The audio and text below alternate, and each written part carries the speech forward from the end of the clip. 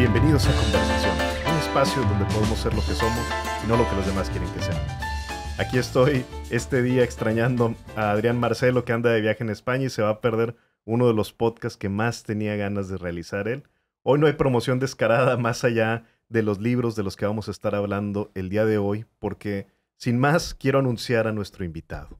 Pues hoy nos acompaña un hombre que a través de las letras ha llegado a muchas mentes y corazones. Mestizo de todas las culturas, es licenciado en Humanidades y Comunicación, especializado en filosofía, además de doctor en materialismo histórico y teoría crítica. Es catedrático en distintas universidades privadas, en centros e institutos culturales. Tiene muchas obras y voy a destacar algunas cuantas aquí. Los mitos que nos dieron traumas, Hernán Cortés Encuentro y Conquista, El regreso de Quetzalcóatl, El Evangelio según Luzbel, Falsificar la historia, y actualmente está estrenando libro, al día siguiente de la conquista. Hoy está de vuelta quien ostenta el récord del episodio más visto en la historia de este programa. Hoy nos acompaña Juan Miguel Zunzunegui. Oh. Oye, no sabía eso del récord, qué buena onda. No, hombre, pues qué maravilla. Sí, hombre, te digo, Adrián me va a matar cuando vuelva y sepa que grabamos. Qué barbaridad, qué barbaridad. Pues habrá que grabar uno más, ¿ves? Habrá que grabar uno más. Él, fíjate que lo has marcado mucho, igual que a mí. Estuve haciendo recuento de los libros que he leído tuyos, conté 12. Órale, Entonces, qué fuerte. creo que va bien. Y fíjate, curiosamente, y quizá haya espacio para platicarlo aquí, he leído los de no ficción. Todavía no me ha tocado leer la novela histórica tuya y a lo mejor es un tema que vale la pena tocar. Ahorita estamos en celebración de al día siguiente de la conquista. Me gusta mucho la premisa de la que partes, que a mí me gustó mucho desde ese planteamiento, donde dices, hay dos narrativas. La primera, la de España nos tiene que pedir perdón. Y la segunda, la de deberían de estar agradecidos por la conquista, eran puros bárbaros acá. Y dices, ninguna de las dos historias nos sirve. Ninguna de esas funciona, así es. Y me gustaría partir de ahí, ni leyenda rosa, ni leyenda negra. Y sobre todo porque ayer platicando con un amigo me decía, pero es que la historia no la debes moldear a tu conveniencia, los hechos son los hechos. Y le decía, bueno, pero es que dentro de los mismos hechos nadie está negando que llegó Cortés, nadie está negando que hubo un encuentro violento, pero que también en ese mismo encuentro hubo civilización, hubo desarrollo, hubo ciudad. Claro, mira, los hechos son los hechos, pero la gran pregunta es, ¿y quién sabe cuáles fueron los hechos? Claro. Porque no estamos en el lugar de los hechos. A lo mucho hay leyendas, crónicas y documentación de los hechos. Lo cual te hace que ya para estudiar historia, los hechos necesariamente son interpretados. Entonces, claro, los hechos son los hechos, pero, a ver, entender una cosa, entender por qué es tan importante el tema de establecer una narrativa histórica, porque los seres humanos, fíjate, a ver, y esto casi nadie lo piensa, pero es que los seres humanos, para poder habitar en el mundo, tenemos que construir una narrativa. En realidad, tú y yo no habitamos en el mundo, habitamos en una narrativa. Es decir, cada individuo humano se cuenta una historia y tú vives en la historia en la que te cuentas. Dicho de otra forma, tú imagínate que haga el ejercicio a la gente que nos escucha. ¿Qué pasaría si en tu mente no existiera ninguna palabra? En tu mente no existiría nada, no habría conceptos, no habría ideas, ni siquiera podrías entender el mundo. Creamos palabras, las palabras nos explican el mundo, las palabras nos permiten pensar en las cosas, ¿no? Y claro, ordenar las palabras para crear historias, entonces nos hace vivir en una historia en la que creemos y que por lo tanto nos determina. Entonces, claro, hay hechos. El 13 de agosto de 1521 cae Tenochtitlan. Eso es un hecho. Eso es un hecho contundente. Ese hecho a ti y a mí no nos sirve para nada. Pero hay una narrativa oficial de México que a ese hecho le llama la conquista. Entonces, ojo, la conquista no es un hecho. Lo que es un hecho es que el 13 de agosto de 1521 cayó Tenochtitlan. Decirle a eso conquista de México es una interpretación. No hay un hecho llamado la conquista de México. Hay un hecho y es que una ciudad, además un hecho que se ha repetido millones de veces en la historia de la humanidad. Una ciudad fue tomada por sus enemigos. ¡Wow! Eso Claro. pasa en todas las épocas, en todas las eras, en todos los continentes, ¿no? Una ciudad fue tomada por sus enemigos, gran cosa. Decirle a eso conquista de México es una interpretación y es con las interpretaciones con las que hacemos narrativas históricas, no con los hechos. Entonces yo le doy otra interpretación muy simple que es, ahí está el nacimiento de México. Y lo digo por algo muy simple. Imagínate, estamos acá en Monterrey, ¿no? Entonces es como si yo te quisiera convencer acá en Monterrey de la fatídica fecha terrible para los habitantes de Monterrey, cayó Tenochtitlan. Y tú acá en Monterrey te vale madres, Sí, porque de hecho, si no hubiera caído Tenochtitlan, no existiría Monterrey. Sí, de acuerdo. Porque es parte del país que se construye gracias a que cae Tenochtitlan, ¿no? Pero visto de otra forma, a mí me encanta preguntarle a los mexicanos en mis presentaciones, siempre les pregunto si les gusta México. Siempre me dicen que sí, ¿no? Le digo, padrísimo, ¿qué les gusta de México? Siempre me dicen la comida por encima de cualquier otra cosa. Mariachi, Se ve que somos tequila. dragones. Y a partir de ahí, exacto, ¿qué nos gusta? Claro. La comida, el tequila, el mariachi, los charros, la charrería. Ah, bueno, y nos gustan los pueblos mágicos y nuestras catedrales y el barroco y el neoclásico y los pueblos mágicos y nuestro folclore y nuestras danzas y nuestra música y la guelaguetza y los conventos virreinales del siglo XVI. Y todo lo que te van a decir es de 1521 para acá. Definitivo. Todo lo que nos gusta y amamos de México, toda nuestra cultura, todo nuestro folclore, toda nuestra música, todo lo que nos encanta, nos determina, es de 1521 para acá. Lo que está cabrón es que amemos a México, nos guste todo lo que México es y lo que México tiene, pero estemos adoctrinados, no educados, adoctrinados, para despreciar el proceso histórico que nos hizo tener eso que tenemos y que según nosotros nos gusta. Entonces está cabrón que te guste cómo es México, que te gusten nuestras catedrales, nuestros pueblos mágicos, nuestro barroco, nuestro neoclásico, nuestros mariachis, nuestra charrería, pero que desprecies a Cortés, España y eso a lo que le llamas conquista, sin lo cual no tendrías tu barroco, tu neoclásico, tus mariachis, tu charrería. Y además, lo decías ahorita, el código en el que entendemos la realidad misma y nuestro pensamiento mismo, pues es el español. O sea, encima de todo, decimos te odio en el idioma que no es prehispánico. Porque le mentamos la madre al español en español. Y entonces, pero además, vete más allá. El 94% de los mexicanos hoy en día tienen como lengua natal el español. Es decir, que el 94, casi todos, ¿no? 94, sí. Y ojo, y el otro 6-7% que tiene como lengua natal alguna lengua indígena, la mitad de ellos también hablan español, evidentemente, ¿no? O sea, es muy poco el porcentaje de mexicanos que no habla español. O sea, es como el 2.5, el 3% de la población mexicana no habla español. Algunos en ciertos lugares ni siquiera lo han escuchado. O sea, eso es fascinante comprenderlo, ¿no? Pero tú tienes 94% de mexicanos que hablan español como lengua natal. Si desprecias tu lengua natal, desprecias tu alma, desprecias tu mente, desprecias la forma en la que concibes el mundo. Tenemos un 89% de mexicanos que todavía son católicos. Esto quiere decir que tenemos más o menos un 89, es decir, 90% de mexicanos que son católicos e hispanohablantes, pero que desprecian el proceso que los hizo ser católicos hispanohablantes. Entonces, tú no puedes pretender que aprecias lo que eres si desprecias el proceso que te hizo ser lo que eres. Definitivo, hay una cuestión ahí, así lo usas las palabras, es caso casi de psiquiatra, ¿no? Es de psiquiatra, sin el casi, es de psiquiatra, sí. Estoy orgulloso de mí, Juan Miguel Zunzunegui es lo máximo, pero ojalá mis padres hubieran sido personas distintas. ¡Wow! Sí, claro, y hay también una mezcla de temas que veo que ese es el primer argumento que casi siempre escucho, es que van mezclados, de hecho son dos.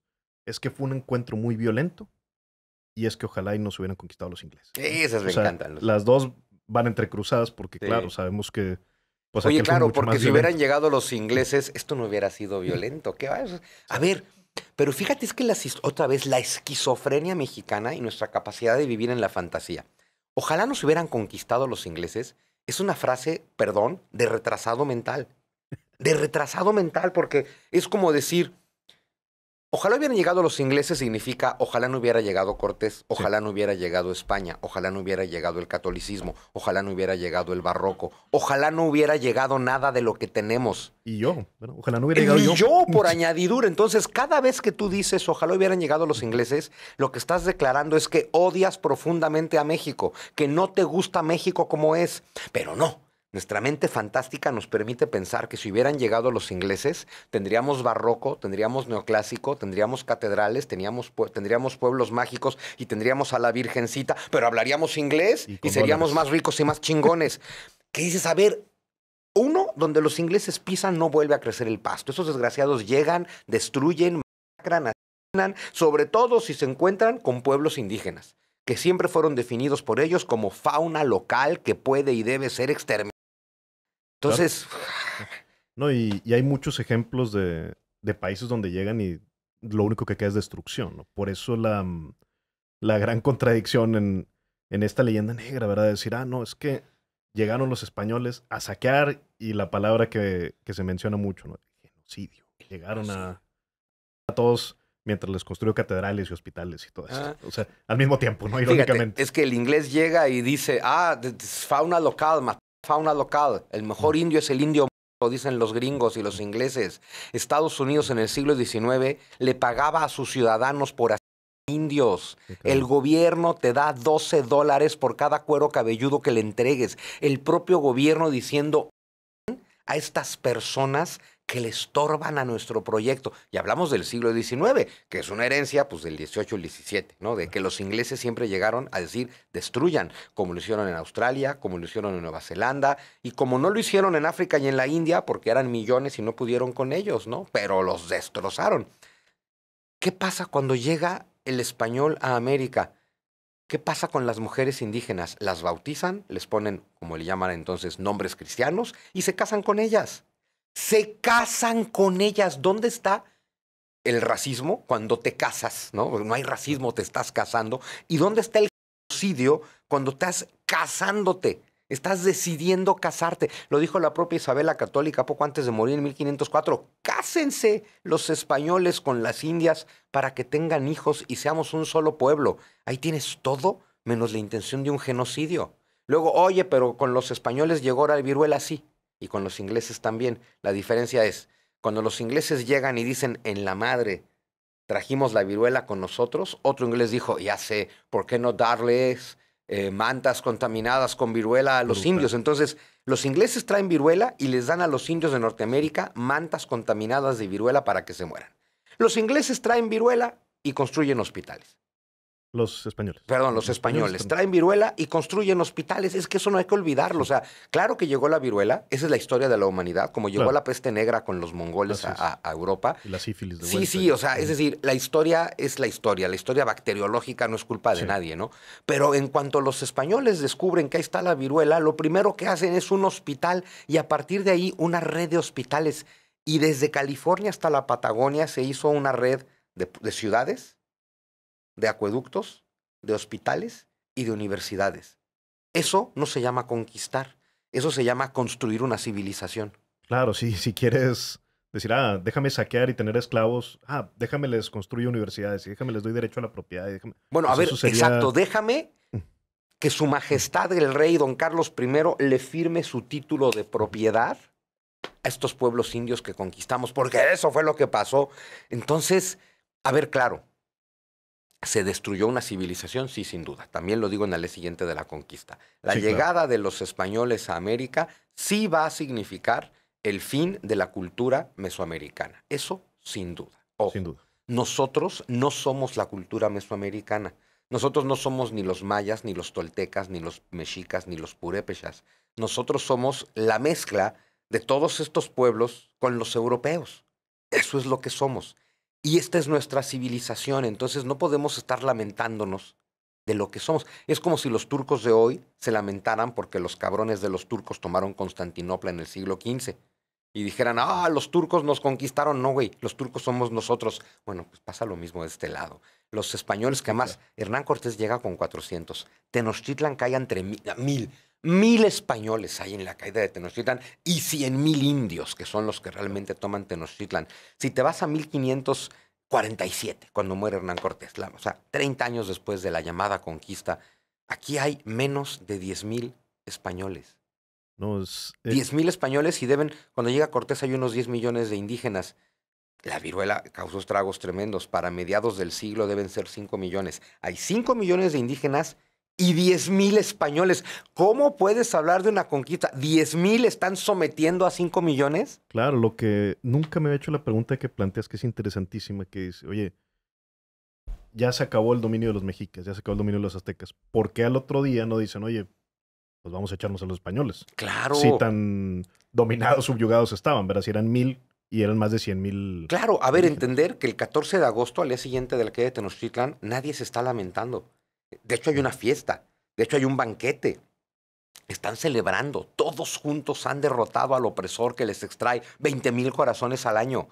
Todos juntos han triunfado y han aniquilado al peor opresor de la historia de Mesoamérica.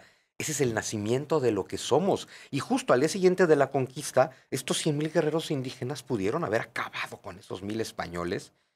Y nunca nos preguntamos eso. Tal vez les gustó la cultura y la religión de sus aliados. Tal vez por eso estos 5 millones se adaptaron a estos 10,000, porque Y, les gustó. y es que lo otro también es como quitarles libre albedrío. Realmente es hasta irónico como decir, no, pues es que como si los indígenas no pudieran pensar, como si no pudieran decidir, como si Pensamos no que son pudieran... tontos, ¿no? Esa es lo que se asume cuando dices, ah, no, Sí. pues muy fácil, entonces les impusieron y pues Sí, o sea, vamos. fíjate, en la historia es curioso, porque en el presente siempre decimos que estamos ahí despreciando nuestra raíz indígena. En teoría, digo, nuestra raíz hispana. En teoría, porque apreciamos mucho la indígena, lo cual no es cierto, porque la desconocemos de cabo a rabo, no sabemos absolutamente nada más que los cuentos de hadas y las fantasías que elaboramos. Aún así, decimos que los indígenas son importantísimos, que lo son, y decimos que los respetamos, que yo sí que los respeto, y por eso me parece una falta de respeto. Uno, resumir toda la historia de Mesoamérica en los mexica. Eso Jesús, es el error tienes 3,000 años de de historia, base. Sí. tienes a docenas de pueblos, de civilizaciones, de culturas, de lengua. ¿Por qué resumes todo en los mexicas? A ver, esto es absurdo. Y el otro absurdo, esta condescendencia donde decimos que los queremos y los respetamos, decimos que eran civilizaciones así de vanguardia y de avanzada, pero justo aquí llega el tema de, oye, ¿y por qué se unieron todos a Hernán Cortés? Ah, porque son como los tlaxcaltecas, porque son unos traidores. Sí, Y claro. dices, bueno, pero entonces son traidores los tlaxcaltecas, los totonacas, los churultecas, los huejotzincas, los chalcas, los xochimilcas, los acolhuas y los purépechas, ¿no? Y de Y, una vez la Malinche. y bueno, También a ver, no, la bueno, ponemos ahí. obvio, ¿no? Obvio. Y entonces es, ah, no, y entonces viene la otra. O son traidores, o la otra es que Cortés los engañó. Entonces dices, claro, entonces o todos son traidores o todos son idiotas.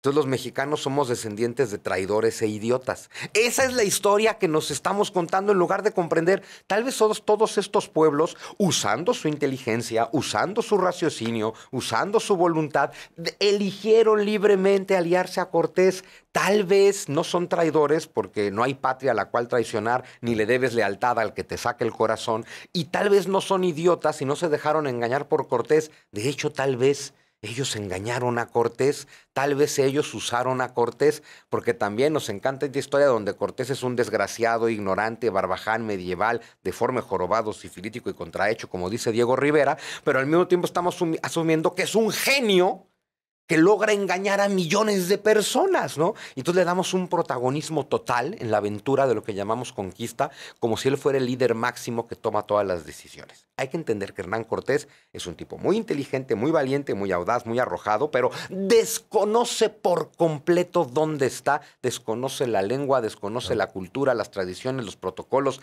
las alianzas, las traiciones, los odios, lo desconoce todo.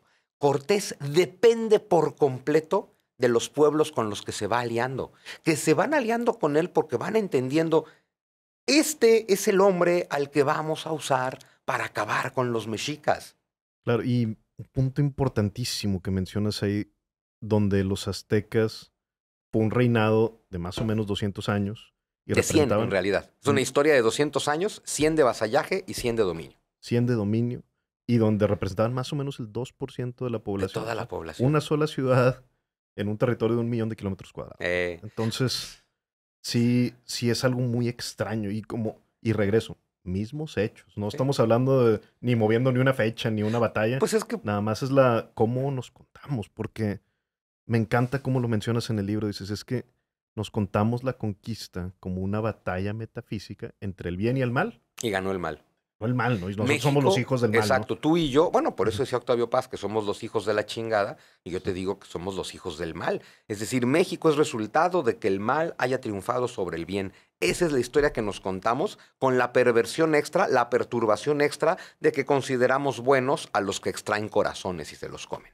Una locura total donde en los mismos hechos podemos también ver, porque yo siempre repito esta frase que no es mía, ¿no? De hecho es de un premio Nobel por ahí, pero dice el que en todos lados ve maldad es porque la maldad la tiene en el ojo. Ah, no, claro, Entonces, tú no ves la realidad, tú ves tu mente, por supuesto. entonces ahí en los mismos hechos donde podríamos ver que también hubo un encuentro, quizá el más importante de la historia de la humanidad. Para mí es justo Hubo eso. una mezcla entre dos culturas, hubo dos cosmovisiones y donde nosotros somos así herederos tanto de la parte prehispánica como de la hispánica. Bueno, porque además hay otra cosa que hay que ubicar. Para el siglo XVII, o sea, 100 años después de la caída de Tenochtitlán, tenemos un reino de la Nueva España muy próspero, donde ya se han levantado más de 40 ciudades, donde ya hay caminos, donde ya hay minería, donde ya hay ganadería, y que se convirtió, de hecho, en una potencia mundial. Nueva España, para el siglo XVIII, era uno de los 3 reinos más ricos del planeta. Es una potencia mundial junto con China, la India y el Imperio Otomano. Es más próspera Nueva España que toda Europa. Es más próspera Nueva España que la propia España. Es más próspera la Ciudad de México que la Ciudad de Madrid. Eso es bien importante. Qué locura. Ahora, ¿cómo se llega a ese nivel de prosperidad? ¿No? ¿Por qué de pronto Nueva España se convierte en una potencia? Por la historia que nunca nos contamos. ¿Qué hay antes de que llegue España? Están todos estos pueblos que, si le ponemos atención a nuestros apuntes de la primaria y la secundaria, descubriríamos que más esto no nos lo han ocultado, solo nunca le ponemos atención y no analizamos este hecho.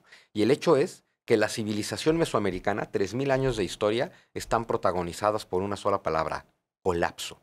Mesoamérica todo el tiempo colapsa. Revisa tus apuntes de la secundaria y vas a ver que no importa que te hablen de Tajín, de Montalbán, de Mayapán, de Chichén Itzá, de Teotihuacán, de Tolanchicocotitlán, de Montalbán, la historia siempre es la misma. Para tal año empezó la actividad constructiva. 200 años después estaban listas todas las pirámides. 200 años después están en su auge. 100 años después la ciudad ya no existe. Colapso. Todo el tiempo es... Todas las civilizaciones de Mesoamérica terminan de la misma forma. Eventualmente te dice tu libro de texto, la ciudad fue abandonada, fue invadida, fue saqueada, fue incendiada, fue robada o fue abandonada porque colapsó. Claro, y hay mucha confusión al respecto. Yo aquí también, siempre a la menor provocación, eh, recomiendo el libro El regreso de Quetzalcóatl porque me parece muy claro cómo explicas todo este trayecto prehispánico y creo que para quien tenga esa impresión de que Zunzunegui odia a los indígenas, yo les digo, lean ese libro, por favor. Es una oda a la cultura indígena. Me dejó muy claro y yo no lo tenía claro el decir, oye, es que los olmecas nunca conocieron, o sea, están separados 2 milenios de los aztecas. Exacto, ¿verdad? Los olmecas nunca conocieron sí, a los mexicas, vivieron en diferente lugar 2000 años antes. Sí, en otra época, pero sí, yo te digo, ya graduado de la ingeniería, fue la primera vez que supe, y lo digo con pena, que oye, es que Teotihuacán no era una ciudad azteca. Cuando llegaron, ya tenía abandonado... 600 años abandonada, sí, saqueada, incendiada, destruida. Y parte es mi ignorancia, no lo niego, pero también creo que parte sí hay una confusión por diseño. Sí, a ver, oye, claro, en la historia sí, oficial, sí, pues sí, esta homologación de las culturas indígenas y vendérnoslo como si fuera Wakanda y todo esto. Es que pues, exacto, es que es Narnia. O sea, sí. Mesoamérica es Narnia. Esa es la maravilla de la historia de México. Mesoamérica es Narnia. Ahora, cuando una civilización de 3000 o 4000 años, como es a la que llamamos Mesoamérica, sus ciudades colapsan cada 400 años, te dice, perdón, que esto no era el paraíso, no era una Arcadia maravillosa, no era la utopía. Las ciudades colapsan. Esta gente colapsan porque se acabaron el medio ambiente, porque se mataron entre sí. O sea, aquí hay un nivel de violencia terrible derivado de una cosa muy simple. Hay que recordar. El continente americano, una vez que termina la era de hielo, hay que recordar, el ser humano pobló el planeta hace unos 200,000 años en la era de hielo. Un planeta congelado que tiene litorales diferentes porque los mares son más bajos. Y así es como llegan algunos a América. Termina la era de hielo, sube el nivel de los mares, los continentes toman su actual figura y contorno y América queda aislada del resto del mundo hace 15,000 años. ¿Qué quiere decir esto? Que unos cuantos seres humanos que fueron entrando por Bering o llegando por Polinesia hace 20,000, 25,000 años, pero estamos hablando de cientos, o sea, vienen por centenas, son muy poquitos. De pronto hay este cambio climático, termina la era de hielo, el planeta se calienta, se permite la civilización, la agricultura, y en América quedaron unos cuantos miles de seres humanos aislados entre sí y aislados del resto del mundo. Si piensas en Mesoamérica, toda Norteamérica es un cuenco hasta llegar al centro de lo que hoy es México. Y ahí prácticamente tienes la selva centroamericana, desde Chiapas hasta el Darién, que prácticamente impide la migración. Además, impide la agricultura y por lo tanto impide la civilización. Entonces tienes una civilización apiñonada en el centro de Mesoamérica y otra en la zona de los Andes y otra en el mundo maya. Estos 3 núcleos de civilización están aislados entre sí y aislados del resto del mundo. Su capacidad de desarrollo es muy pequeña, es muy despacio, es muy lenta. requiere sí o sí de fuerzas exógenas, de que algo llegue de fuera. Lo mismo pasa en el continente euroasiático, pero ahí siempre hay fuerzas exógenas, ahí Claro, todos se están moviendo, todos migran, todos se conocen, mezclan virus, bacterias, armas, religiones, ideas, filosofías, formas de vida. Aquí todo está aislado, por eso colapsan. Y el colapso te habla de que siempre hay una carencia de recursos. Y la carencia de recursos hace que los seres humanos sean violentos. Sí o sí, porque la carencia de recursos te empuja a una guerra por los recursos. Y aquí definitivo. había tal carencia de recursos. A ver, tienes el canibalismo de los mexicas, que es un canibalismo ritual, pero tienes el canibalismo de los caribes, que es un canibalismo por necesidad alimenticia. Ese es el nivel de civilización de América, aislada del resto del mundo, siempre colapsa, requiere de fuerzas externas. Pero tienes aquí a millones de personas. Y tienes aquí, fíjate qué tienes en lo que hoy es México. Tienes recursos mineros, ¿no? Como oro y plata, que estas personas no explotan. Aquí nadie se robó Ok. nada, eso no se explotaba. Y, y tienes muchas personas, como todas, con muchas capacidades y talentos, pero atrapados en una cultura de piedra y palo por haber quedado aislados del resto del mundo. Y ahora llegan los españoles, que los españoles son lo mejor que ha generado Europa hasta ese momento. Por eso son los que llegan, los que le dan la vuelta al mundo, los que hacen mapas y los que construyen una civilización completa en América. Eso no lo hace el pueblo más atrasado, ¿no? Pero estos españoles son lo que son porque en la península ibérica confluyeron romanos, griegos, Claro, tartesos, celtas, iberos, judíos, árabes, suevos, visigodos. La cantidad de conocimiento que hay ahí es bárbaro. Esta Castilla tiene ciertas actividades. En el norte de Castilla se dedican a la minería. Entonces le saben mucho a la minería.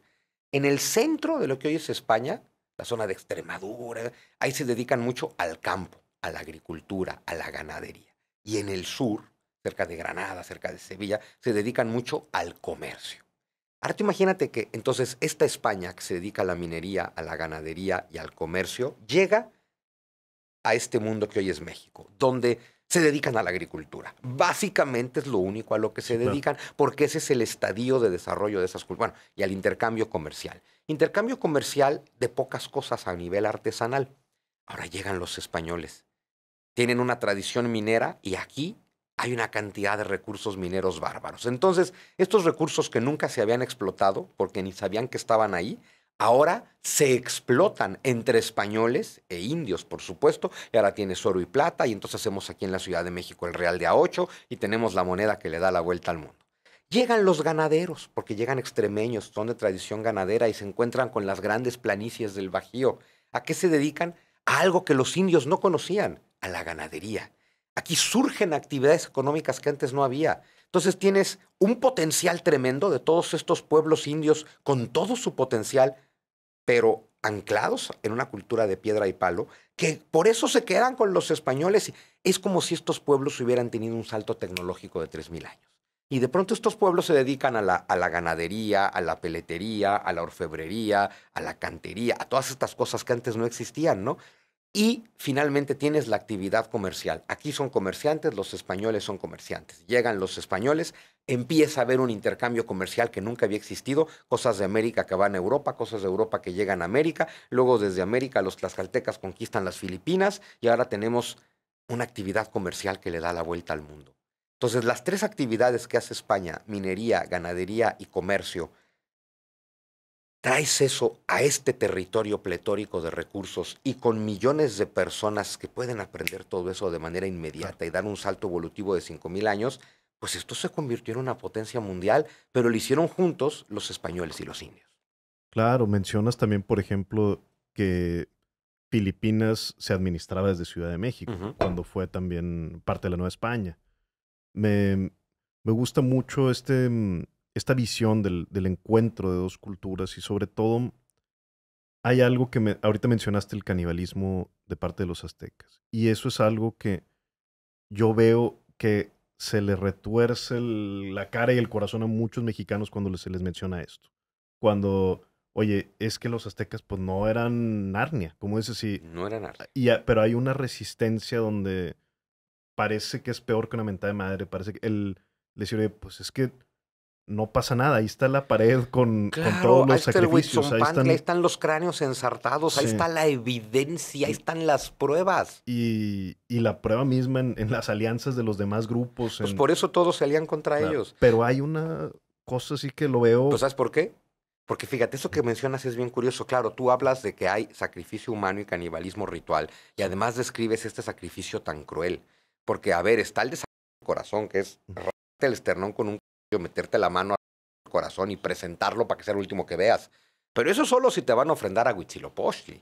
Si te van a ofrendar a Xipetotec, te dejan vivo. Y si te van a ofrendar a Tlaloc, te ahogan. Y si te van a ofrendar a Huehue, te queman. Y si te van a enfrentar a Tezcatlipoca, te someten a todos los tormentos, ¿no? Sí. Entonces, darte cuenta que son pueblos en ese estado, o sea, sí tienen unos grandes niveles de conocimiento de ciertas cosas, sobre todo de astrología, pero son salvajes, son chamánicos, son caníbales. Entonces, es con esa crueldad y luego eso de comer el corazón con un pedazo del muslo, todo como ritual, pero luego echar el cadáver por la escalera del Templo Mayor para que el pueblo dé cuenta de él y hagan pozole y tamales. Y tú le cuentas eso al mexicano de hoy y se siente espantadísimo y Exacto. ofendido, como mentada de madre, porque la narrativa que nos cuentan ha logrado que tú sientas que tú eres uno de esos aztecas. En lugar de decir, no, güey, yo no soy descendiente de esos aztecas, yo soy descendiente de alguno de los que acabó con eso. Claro. Ojo, si tú vives en el México de hoy, eres descendiente de conquistadores, y no me refiero a españoles, tlaxcaltecas, huejotzincas, Claro. cholultecas, otomís, purépechas, que también eran salvajes, ¿eh? Que también hacían sacrificio humano, pero ellos decidían, todos lo hacían, pero ellos cuando se fueron adscribiendo a la corona española, como les solicitaba Hernán Cortés, iban renunciando a esta práctica, ¿no? Y renunciaron a esta práctica. Entonces, claro, el mexicano de hoy siente que es una mentada de madre hablarle del canibalismo ritual porque se identifica con el azteca. En lugar de comprender, ¿qué tal que te identificas con todos los demás? Con todos los demás, con los que ganaron, con los que acabaron con la barbarie. Tú no eres el azteca, tú eres el que acabó con esa tragedia.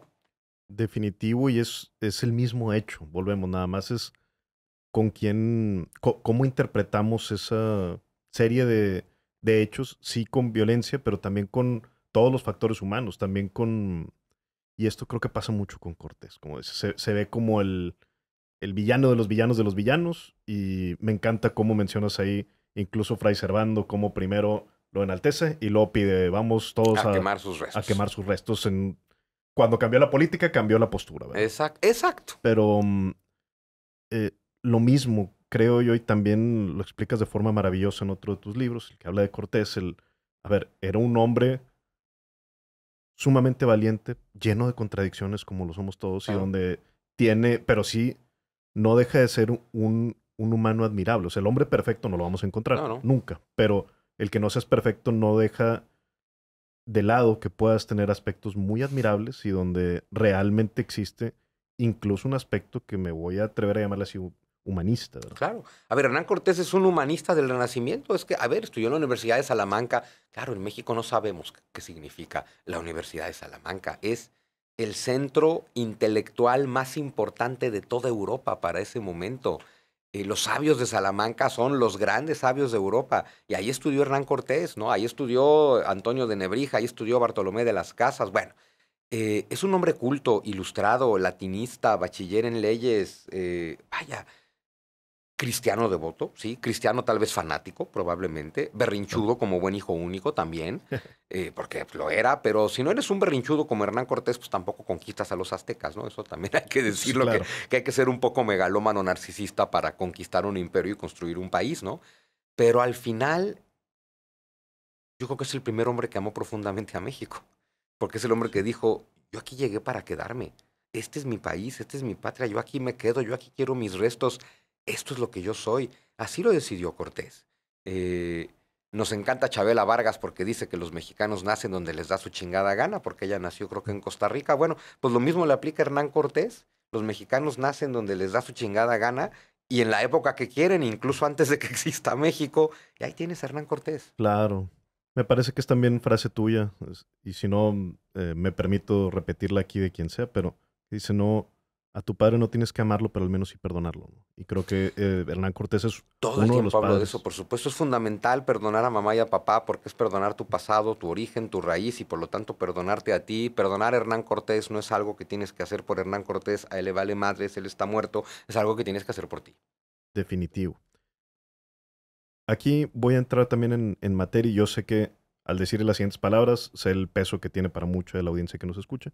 Yo además de ser mexicano también soy español. Ujú. Veo que en España también empieza mucho discurso, un discurso complementario. Por una parte sí la reacción, a que aquí tuvimos un presidente, con toda la ideología en México donde que nos pidan perdón y claro, hay una resistencia de parte del gobierno español, pero también veo a mucho porcentaje de españoles comprándose esta misma novela Leyenda Negra, ¿verdad? Esta Eh, misma idea de que, y si sí nos pasamos de lanza, y si sí, este, la mayor tragedia de esta leyenda negra es que lo acabas de definir perfectamente, porque cuando hablamos de los españoles y de los mexicanos, hablamos como si fuéramos pueblos distintos y no lo somos. A ver, y eso nos cuesta mucho trabajo. Tú acabas de decir que eres mexicano y también español. Yo te agregaría que lo que estás diciendo es que también eres español legalmente. legalmente, Pero correcto, sí. todo el que no sea español legalmente, a ver, es que si eres mexicano eres español, punto. Si eres Ujú. español, si eres mexicano también eres español, no solo español. Si eres mexicano eres hispano y esa hispanidad es mestiza. Hay 600 millones de personas que hablamos español en este mundo. La lengua es la patria, la lengua es tu cultura, tu lengua es tu civilización, tu lengua es tu cosmovisión. Somos 600 millones de personas que compartimos lengua, tradición, cosmovisión, ideas religiosas y trascendentes, filosofía. Somos una civilización, desde los Pirineos hasta la Tierra de Fuego. En ese sentido, todos somos hispanos, más que españoles. Todos somos hispanos. Lo dice Iturbide cuando está el proceso de la independencia y en España están definiendo a Nueva España pues como una provincia del imperio. Y Agustín dice, esto no es una provincia, esto es un reino. Nueva España es más España que la propia España. Y a ver, es que si tú ves nuestras ciudades, nuestras catedrales, nuestros pueblos, y claro, él también se refiere a la religión en ese momento, Sí, dice, Nueva España es más católica que España, Nueva España es más España que España. Y en gran medida lo es, ¿no? Entonces, otra vez volvemos a una terrible narrativa que hace que nos despreciemos, porque si España pidiera perdón, no nos damos cuenta de este absurdo. Y qué bueno que España no pida perdón, porque no tiene nada de qué pedir perdón. Es como si tú le pides a tus padres que te pidan perdón. Tus padres no tienen ninguna obligación de pedirte perdón. Y esto, a ver, se lo digo a cada individuo que nos escucha, tus padres no tienen la obligación de pedirte perdón. Tú tienes la capacidad de llevar a cabo el proceso psicológico de perdonar a tus padres. Es una historia bien diferente, claro. pero no tienes nada que perdonarles porque nada de lo que tus padres te hicieron fue de manera deliberada para joderte, ¿no? Bueno, pues en la historia es lo mismo. Porque si tus padres te pidieran perdón, a ver, ¿de qué te tendrían que pedir perdón tus padres? Es como si tu padre te dijera, oye, te pido perdón por haberte dado la vida. Es decir, te pido perdón de que Y existas. hay quien lo dice, yo no pedí nacer. Ah, bueno, pero a ver, O sea, justo, esa es la postura, así de sí, idiota es la sí. postura de México. Es la del adolescente estúpido y pendenciero que dice, yo no te pedí nacer. Y bueno, eso es México. O sea, que España se disculpe, sería que España se disculpe por el hecho de que México exista. Porque el México que somos hoy, el único que existe, el único al que puedes amar, es resultado de que llegó España. Y tenemos un país profundamente hispano que habla español, que es católico, que tiene catedrales, que tiene barroco, que tiene neoclásico, que tiene trajes de charro que vienen de España, o sea, que tiene charrería que viene de España, que tiene puros trajes típicos que vienen de España. ¡Wow! Es como que España se disculpe por el hecho mismo de que existamos. Siempre digo que me encantaría conocer al rey, ser su cuate, y un día decirle de cuates, no, oiga, su majestad, ¿por qué no? Ándele ya. Solo por joder, ¿por qué no se disculpa? Tú Nomás imagínate de que, madreada. o sea, solo por joder, ¿por qué no se disculpa? ¿No? Ya sabes. ¿Qué crees que pasaría? Que el rey dijera, bueno, mexicanos, me disculpo. Y que se quede viendo, ¿ah? ¿Qué huele? ¿Qué cambió? Puta, ahora de quién es culpa, ¿En ¿verdad? qué mejoró Ahora tu de quién es vida? culpa Ahora si de ya no quién es es de la ellos. culpa. Sigues igual de jodido que antes de mi disculpa. ¿Qué pasó? Sí. O sea, pero te das cuenta de estos distractores, o sea, que el rey de España se disculpe y que don Ricardo pague sus impuestos. O sea, y toda la tragedia de México se resume en esas dos cosas, ¿no? A ver, Y también me gustaría decirle a Ricardo, ándale, solo por joder.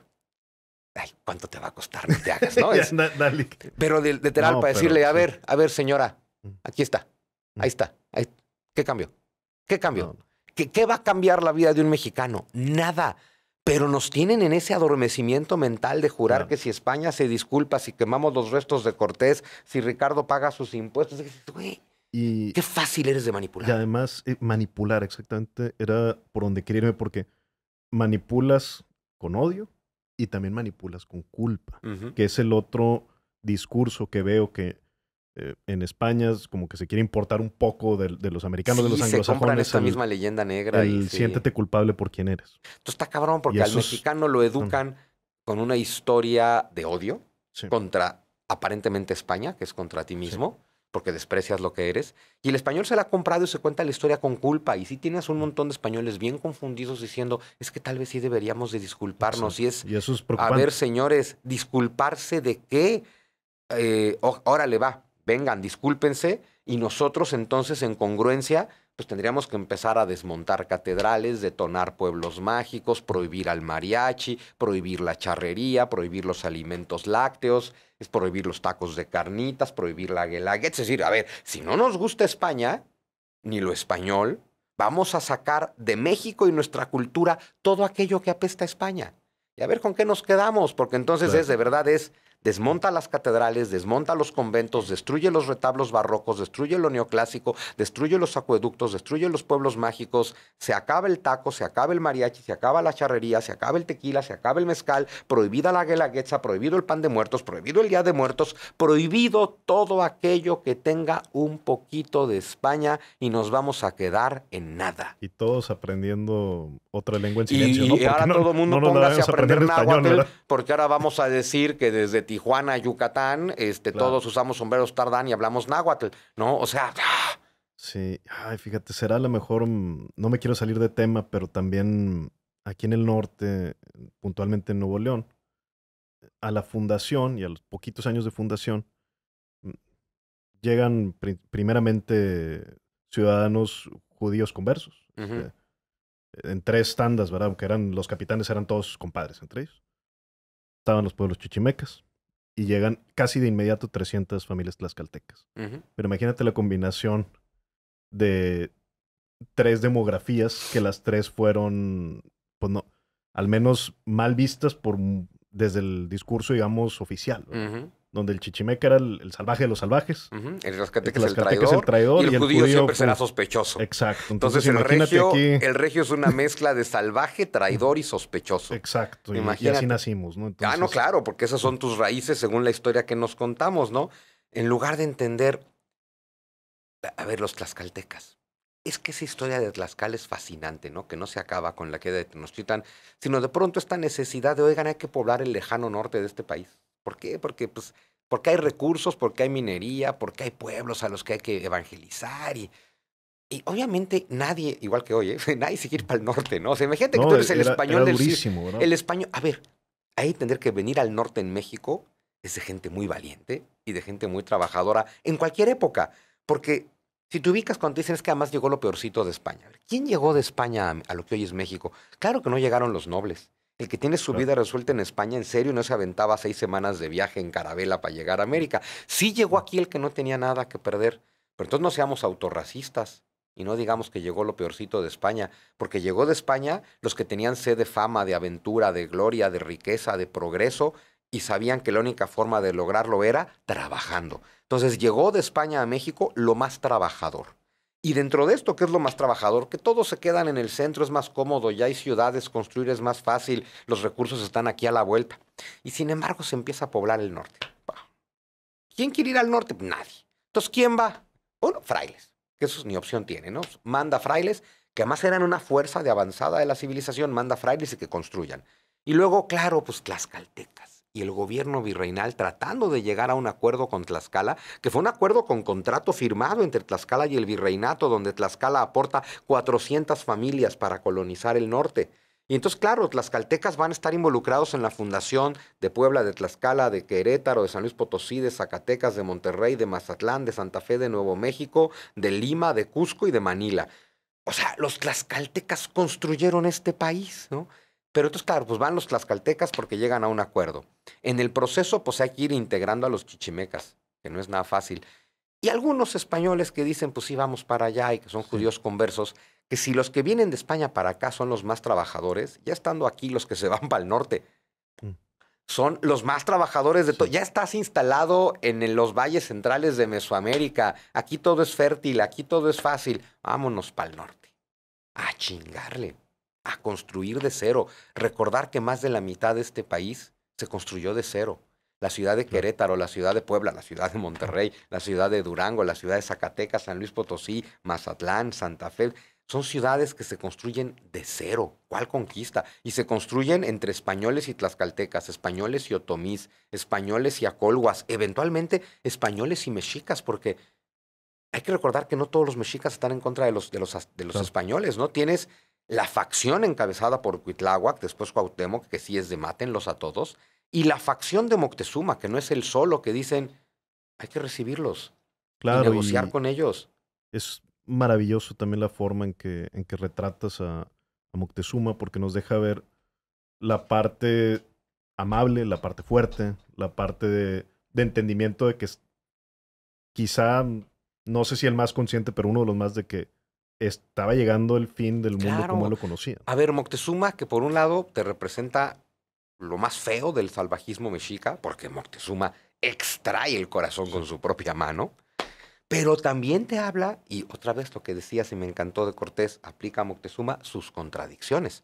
Moctezuma es un hombre fino, elegante, educado, culto, refinado, sofisticado, que saca corazones con con un puñal de claro. obsidiana. Pero Tienes las eso, dos cosas. exacto, no invalida que supiera de mitología, Sí, sí, de arte de la claro. guerra, Y que justo por ser un hombre místico que se ha dedicado a la meditación, a la introspección, a la lectura de su propio pasado, a estudiar los códices, es un hombre que sabe que ellos mismos falsificaron su historia 100 años esa antes. parte me gustaría ahondar en eso, porque me parece maravilloso y no tenía yo ese insight. Y discúlpame que te interrumpí, pero Sí. es maravilloso esta A parte. ver, sí, la falsificación histórica de los mexicas, que eso no lo manejo tanto en el día siguiente de la conquista, creo que es uno de los fundamentos del regreso de Quetzalcóatl.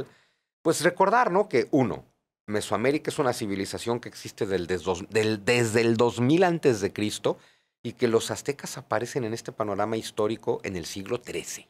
Es decir, son la puntita de Mesoamérica, ¿no? Y que son un pueblo chamán que viene del norte, como todos los pueblos nahuas, son chamanes del norte, de lo que hoy es Nevada, o sea, de lo que hoy es Estados Unidos, de ahí vienen. Ujú.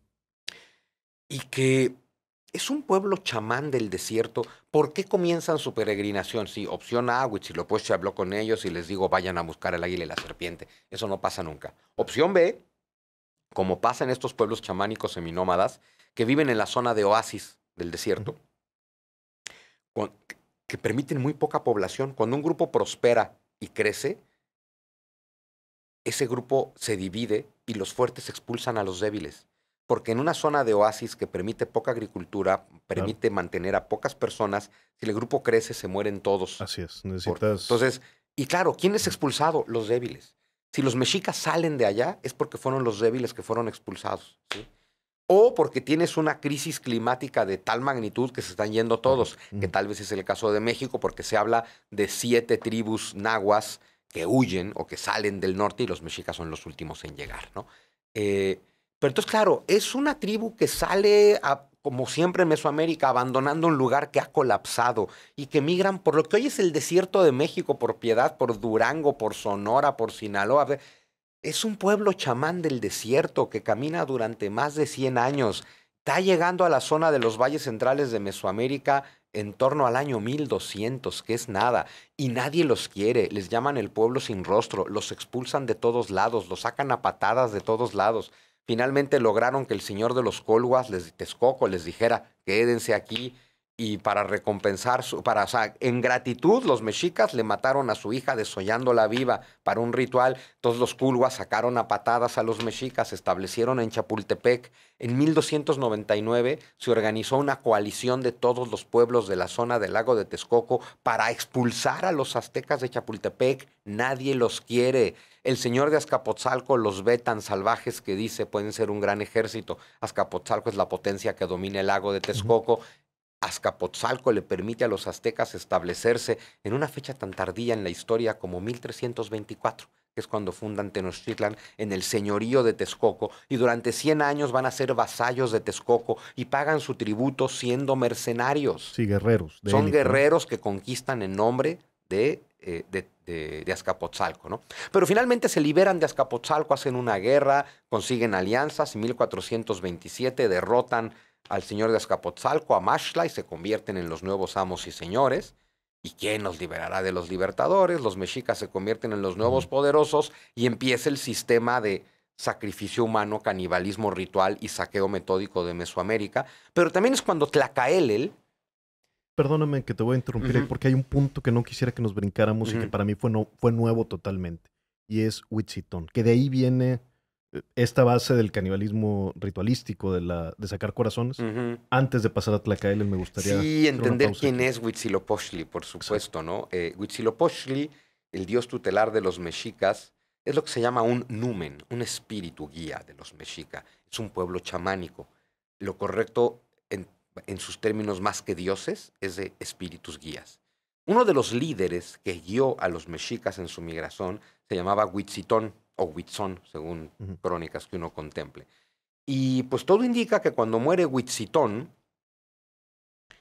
un gran guía para los mexica, pues ellos deciden que necesitan que lo siga guiando incluso después de haber muerto y lo convierten en Huitzilopochtli. O sea, la idea es, ha muerto Huitzitón, hay que hacer un ritual para lograr que su espíritu permanezca con nosotros. Eso hoy en día se llama santería. Sí, O claro. sea, a ver, hay que ubicar, esta persona murió, su espíritu ha quedado liberado de la materia y en lugar de que su espíritu se reincorpore con el todo, vuelva a Dios, lo que tenga que hacer es, vamos a hacer un ritual chamánico que incluye sacrificios de animales y degollamientos y sangre y enterrar el corazón de Ujú. Huitzitón y, y claro, al que ahora hay que alimentar de manera Claro. artificial con sacrificios humanos. Para que sigas viviendo, Claro, claro. porque él está Ujú. muerto, ¿no? Entonces, ese es Huitzilopochtli, el resultado de que tras la muerte de Huitzitón hagan un ritual chamánico bastante oscuro y cuestionable para que este líder siga con ellos en espíritu, pero a partir de ahora hay que alimentar esta vida artificial con sangre. Y entonces de ahí viene la necesidad del sacrificio humano que los mexicas hacen desde siempre, como todos estos pueblos chamánicos. Y entonces desde entonces tienen a Huitzilopochtli como su espíritu guía, su dios tutelar.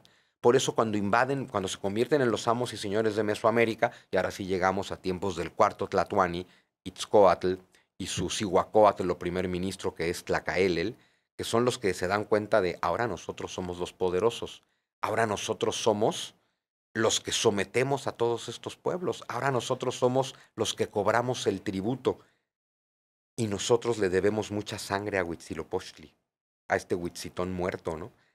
Y claro, ahora que somos los poderosos, Tlacaelel lo entiende perfectamente. Bueno, pues ahora desde aquí, este es el centro de poder en el que estaremos extrayendo corazones para Huitzilopochtli en un pacto de poder que es profundamente macabro porque es Huitzilopochtli te pide corazones y sangre para seguir viviendo. Huitzilopochtli también te dijo, según las versiones de Tlacaelel, yo los haré amos y señores de todo aquello que alcancen a ver si siguen mis indicaciones. Entonces tienes este pacto macabro donde Huitzilopochtli te promete poder y dominio, y tú a cambio tienes que darle sangres y corazones. Entonces, claro, entre más sangres y corazones le ofrezcas a Huitzilopochtli, más fuerte lo haces y más poderoso eres tú. Y entonces tienes más control, más poder y más dominio para ti, lo cual te permite conseguir más sangre y más corazones para Huitzilopochtli, que te dará más poder para que tú le des más corazones, hasta llegar al momento en el que llegan los españoles, que el Templo Mayor se inaugura en 1487, sacrificando a 20,000 personas en un mundo donde la ciudad promedio tiene 10,000 habitantes.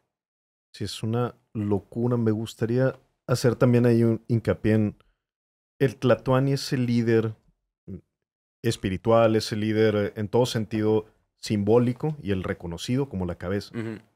Pero el puesto que ocupa Tlacaelel nunca es el de Tlatoani, quizá por misma intención, ¿verdad? Ujú. Porque él al final es el operador durante muchos Tlatoanis, casi 50 años, Sí, sí. entiendo. Un Es el, hombre muy perverso y sumamente hábil políticamente e históricamente. Seguimos confundidos al día de hoy claro, por lo porque, que él hizo, ¿no? claro, porque cuando Tlacael dice somos los poderosos, es quiénes somos. Viene Sí. la pregunta, bueno, ¿y quiénes somos, no? Hay que justificar que somos los poderosos. Y pues cuentan que Tlacael manda una expedición de exploradores a rastrear los orígenes gloriosos de los Sí. mexicas. Pero bueno, y durante 2 años se van estos exploradores y regresan con noticias de, pues no hay Aztlán, sí encontramos a la madre de Huitzilopochtli, dudoso, no hay Aztlán, no hay Gloria, no venimos de un... O sea, justo lo que descubren estos exploradores es, pues parece que somos chamanes del desierto y que nos establecimos aquí. O sea, esa es la verdad sobre nuestros orígenes. ¿Qué hace Tlacaelel? Maten a o sea, maten a los exploradores por Sí. descubrir la verdad y este es el momento de escribir una nueva historia. Sí, Y porque, perdóname, pero es que la ujú, fuerza misma no bastaba, ¿verdad? Porque no te legitima en el poder. O sea, no está tan padre contar nunca para basta ellos. la fuerza para Exacto. legitimarte, siempre hace falta una Sí, historia. perdóname. Y aquí la historia que va a inventar Tlacaelel es justo Tlacaelel el que te cuenta la historia de estábamos bien a gusto en Aztlán, sin necesidad alguna de salir porque ya vivíamos en el paraíso, cuando nuestro dios Huitzilopochtli nos dijo que dejáramos todo y empezáramos esta peregrinación buscando el águila y la serpiente. Todo eso lo inventa Tlacaelel en el siglo XV. Entonces, ¿qué hace Tlacaelel? Matar a los exploradores que descubren la verdad, manda quemar todos los códices que cuenten la historia de los mexica y se inventa esta historia donde Dios nos mandó, Huitzilopochtli nos mandó a conquistar los territorios de Quetzalcóatl, representado por el águila y la serpiente, y nos dio la misión divina, la misión sagrada, la misión cósmica de mantener con vida al universo, para lo cual hay que sacrificar gente y ofrendarle los corazones a Huitzilopochtli para que el sol siga saliendo y el mundo continúe. Y entonces, señores, a ustedes les toca aportar sangre y corazones. Pero todo esto es la falsificación histórica que está haciendo Tlacaelel en el siglo XV.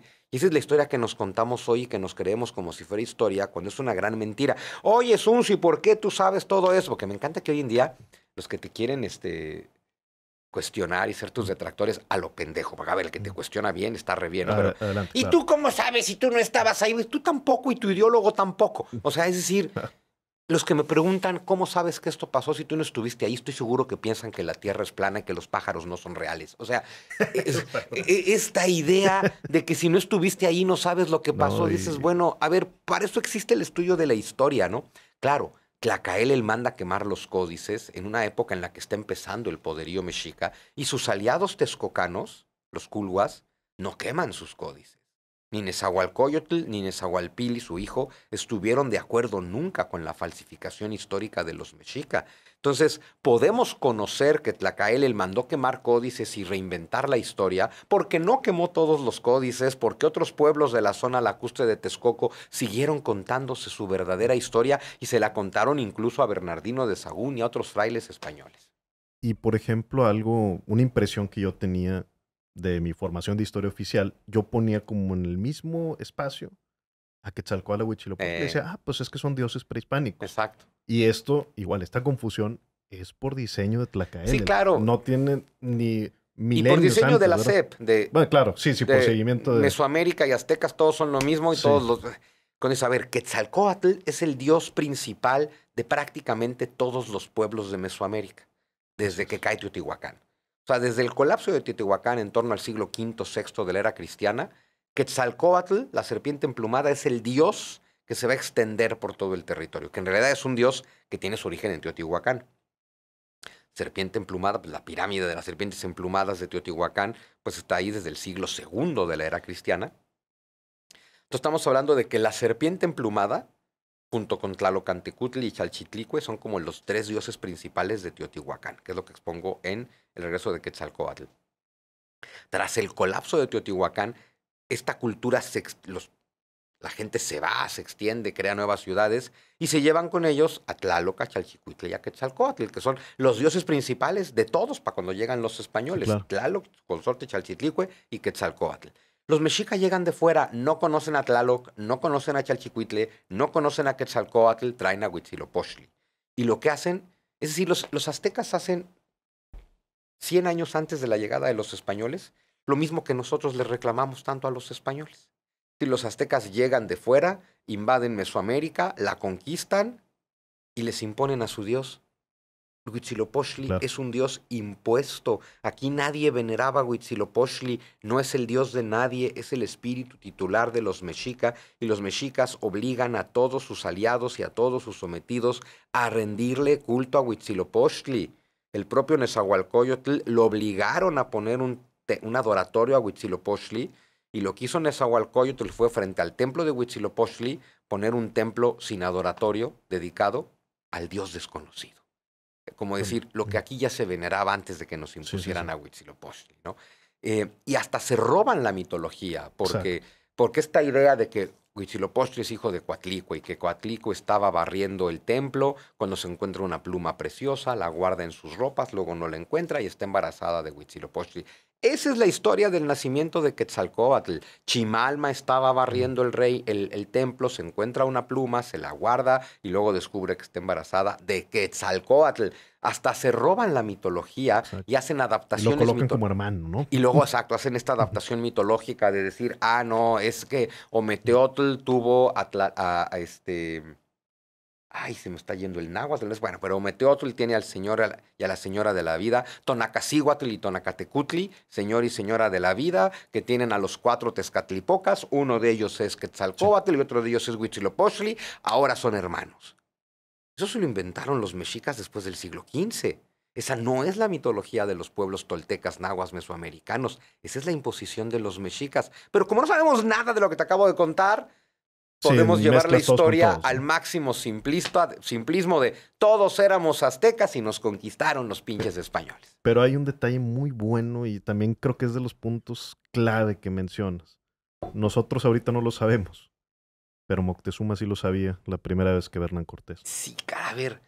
Y claro, es imposible saber qué sabía Moctezuma, por supuesto. Como me encantaría poder penetrar en la mente de Moctezuma por encima de en cualquier otra mente de toda esta historia.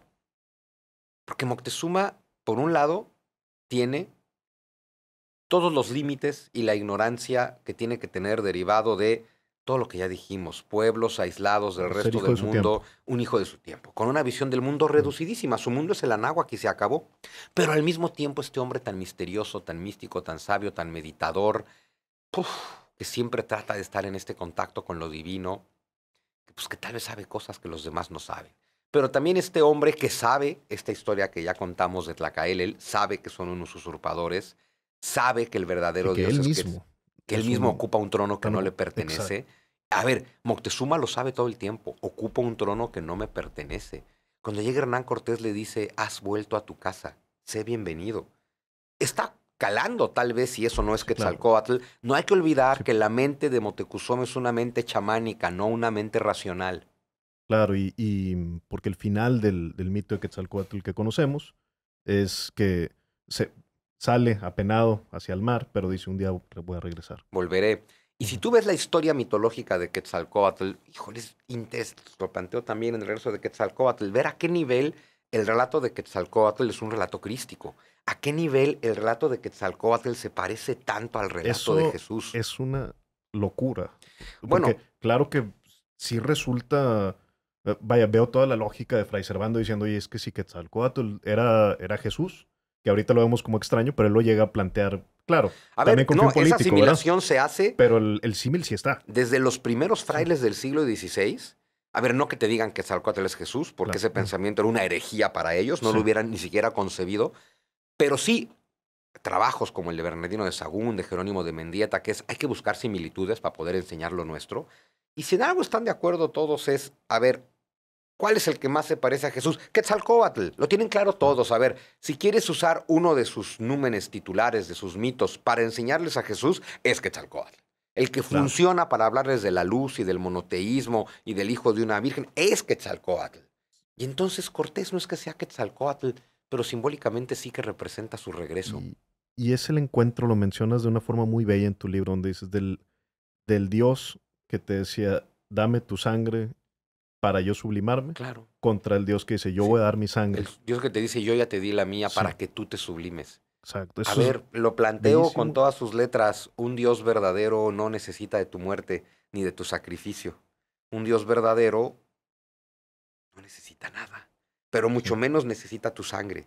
O sea, porque, no, porque es vida eterna, ¿no? claro. Eh, Y Quetzalcóatl, para dar la vida a los humanos que ahorita poblamos en se su mitología, sacrificó. da su sangre, ¿no? Incluso. Quetzalcóatl se sacrifica a sí Ujú, mismo y da su sangre para crear el ser ujú, humano ujú. O mesoamericano. sea, sí hay símiles, eso Ah, no, no. encuentran unas Ujú, similitudes tremendas estos sí, frailes entre Quetzalcóatl y Jesús. Y cuando ves que finalmente todos estos pueblos que creen en Quetzalcóatl han sido sometidos por los mexicas, se les ha impuesto Huitzilopochtli, ahora viven en una época de terror donde hay sacrificio en sangre todos los días.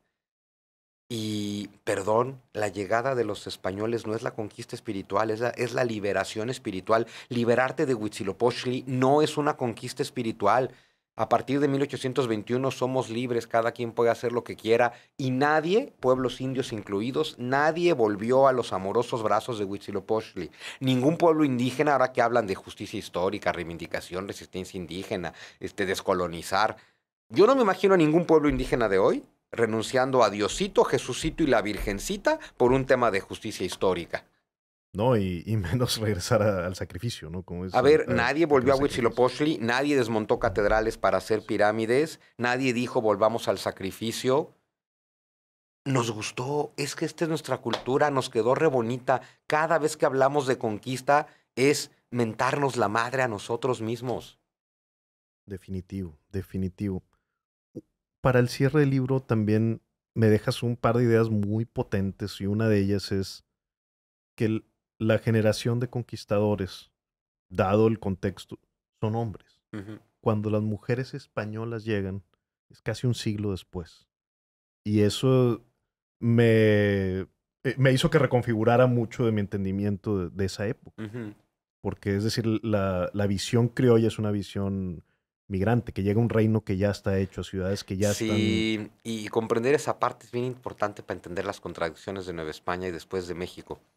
Los primeros conquistadores, a ver, en el grupo de Cortés, en el original, unos 400, hay dos o tres mujeres, que sí, sí que las hay.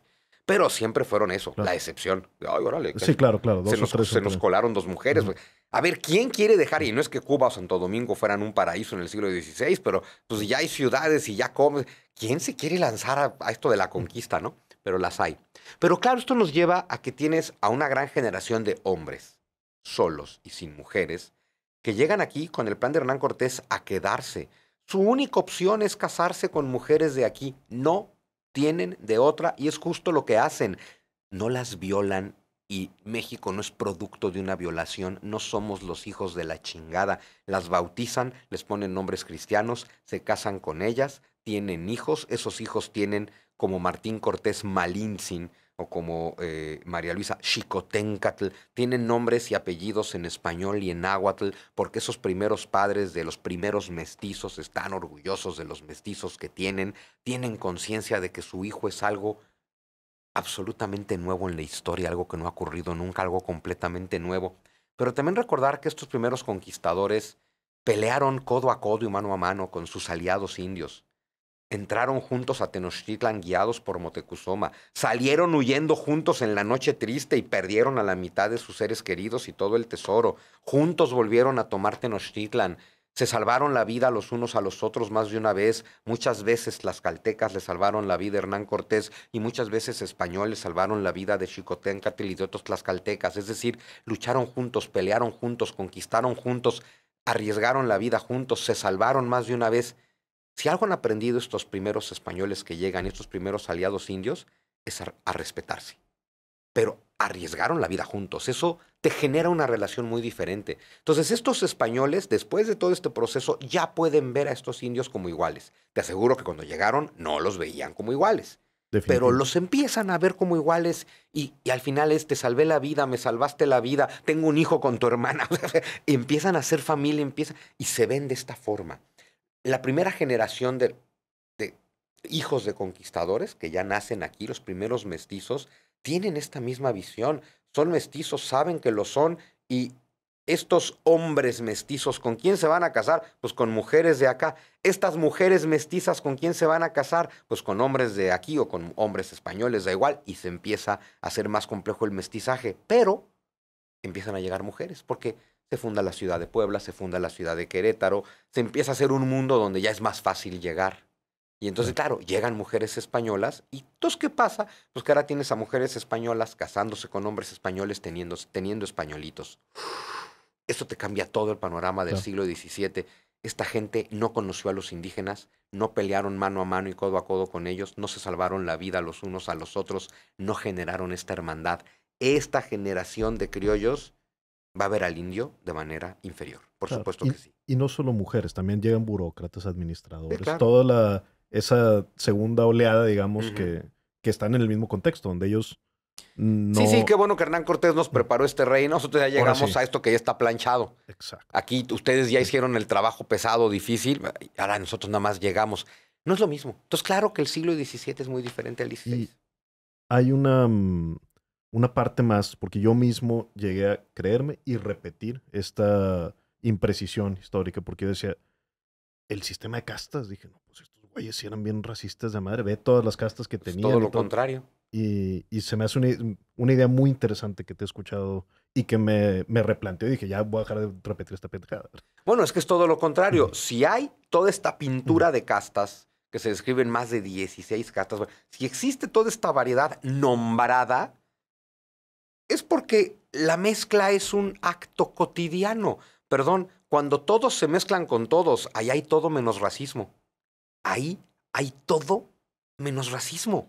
Es el español se mezcla con la india, con la mestiza, con la negra, con la cambuja, con la mulata, el tente en el aire, salta para atrás, el no te entiendo.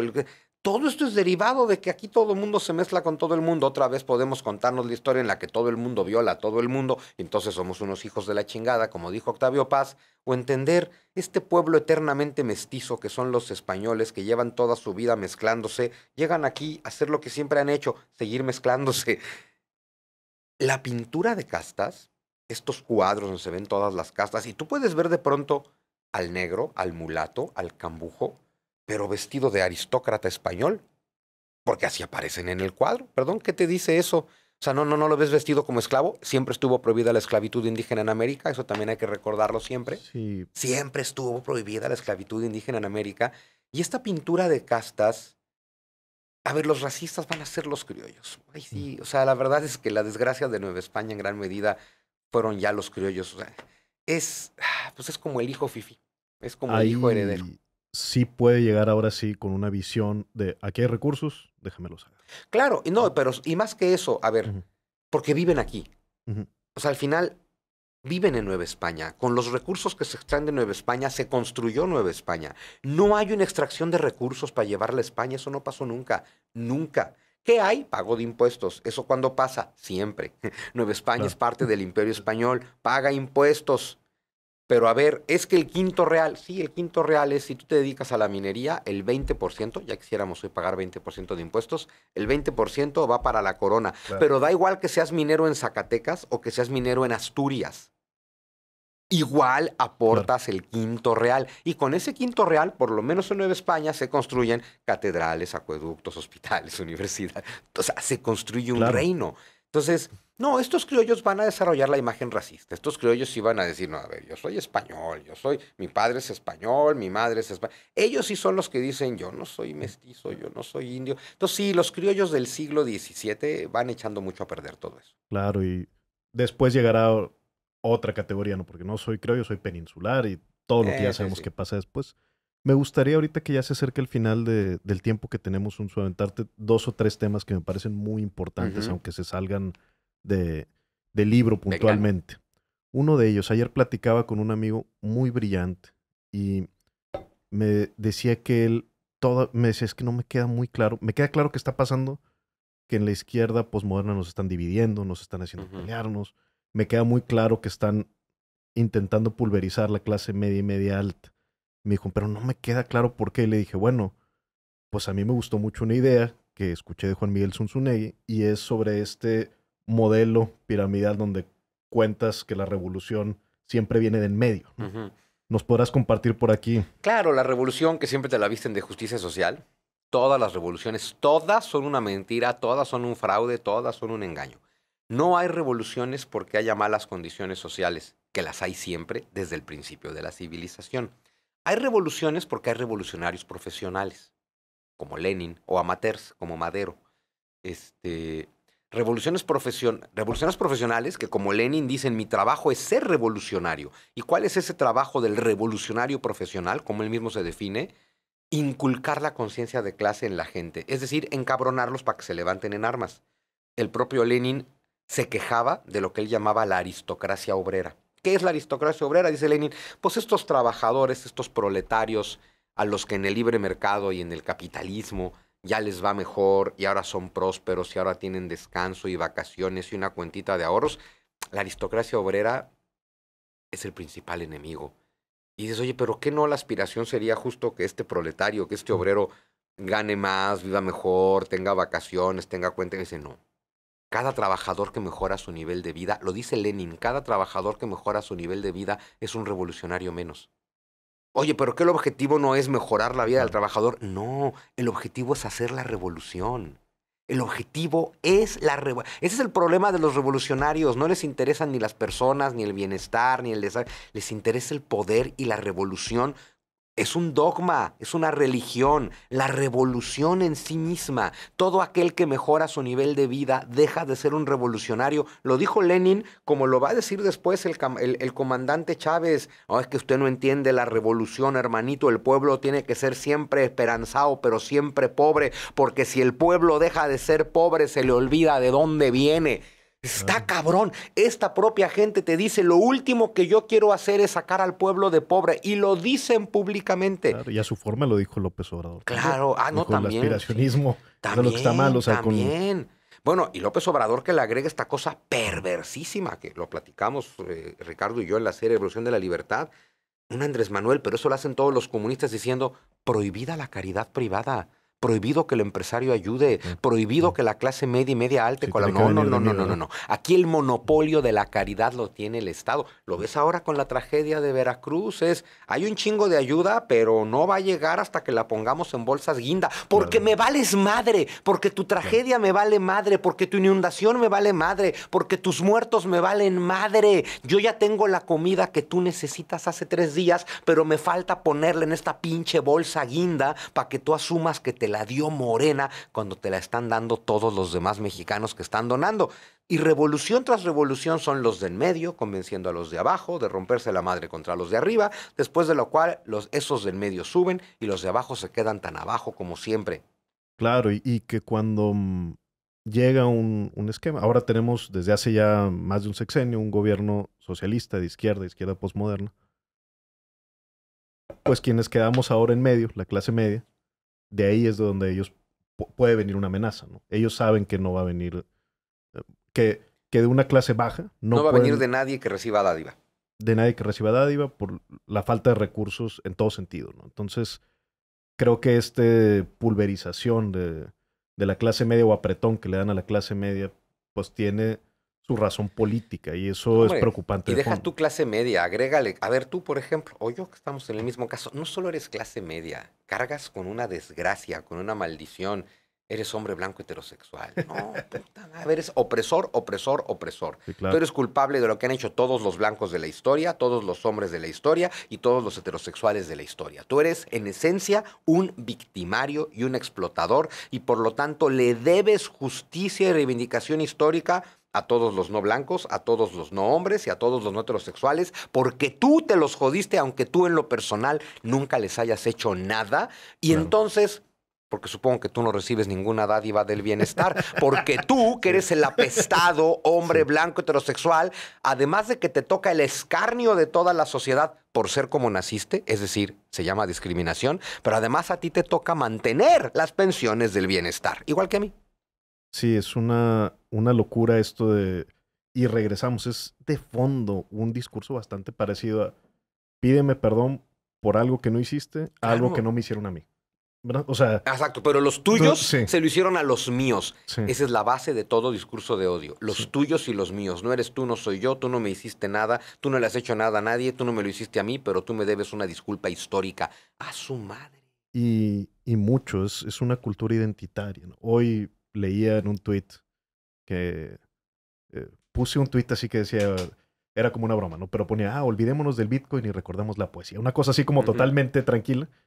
Y me respondían, tú niegas tu pasado indígena, eres un... Y yo, ¿de dónde salió esto? ¿Quién Dije sabe? Bitcoin y poesía, claro, pero, Sí, pero estoy encabronado contigo, punto. pero de ahí venía yo y dije, a ver, y si nos fuéramos a nivel genético, yo muy cercano tengo raíz indígena, pero me parecería más deshonesto presentarme, pues yo soy un embajador de la cultura indígena y prehispánica, pues diría, ¿cómo? O sea, Bueno, a me ver, creerías eso, pues yo siempre yo soy presumo mestizo, yo ¿no? siempre presumo a mi tatarabuelo Otomí y a mi tatarabuela Otomí. A mí me encanta la historia en la que mi tatarabuelo austriaco que llegó con Maximiliano se enamoró aquí de mi tatarabuela Otomí en la Vega de Mestitlán y aquí se quedó con ella y aquí se casó y si ese hombre no llega y no se casa con mi tatarabuela indígena, pues yo no existo y entonces yo estoy encantado de tener raíces otomíes, soy descendiente de los que construyeron Teotihuacán, pero sí, no mames, no soy el embajador de la cultura De la otomí, cultura otomí, no exacto, conozco sí. ninguna lengua otomangue, ni la pienso conocer, no hablo ñandú,